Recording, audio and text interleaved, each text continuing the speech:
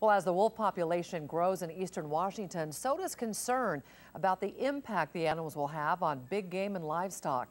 Fish and Wildlife held a public meeting in Colville tonight to address that very issue. And KXLY4's Annie Bishop explains why some are pushing for the wolf to be taken off the endangered species list. With 7 documented wolf packs living in the Colville area up north to the Canadian border, neighbors say they have a lot of concern about this population growing, and that's why more than 200 people showed up for tonight's meeting. The lush mountains of Colville are why so many make this region their home. A home neighbors now share with wolves. There's a lot of concern about the rapid growth of the wolf population.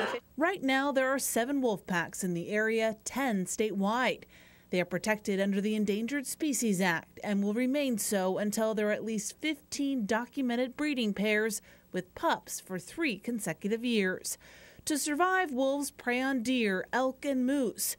Big game hunters enjoy too. There's a good natural wild prey base for wolves here, and so I think a lot of hunters are interested, curious, nervous maybe, that what's this going to mean to elk and deer herds. Madonna Lures with Fish and Wildlife says based on what's happened in Montana and Idaho, the impact to big game will be minimal. We have to look to other western states and have to assume that some of that experience is what we'll see here. Not everyone is convinced, however.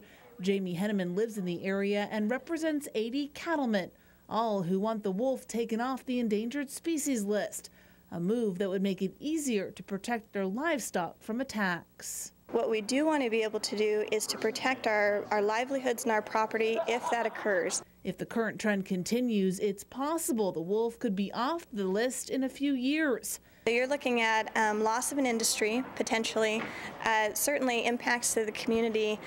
I think a couple years is going to be too long. In Colville, Annie Bishop, KXLY4 HD News.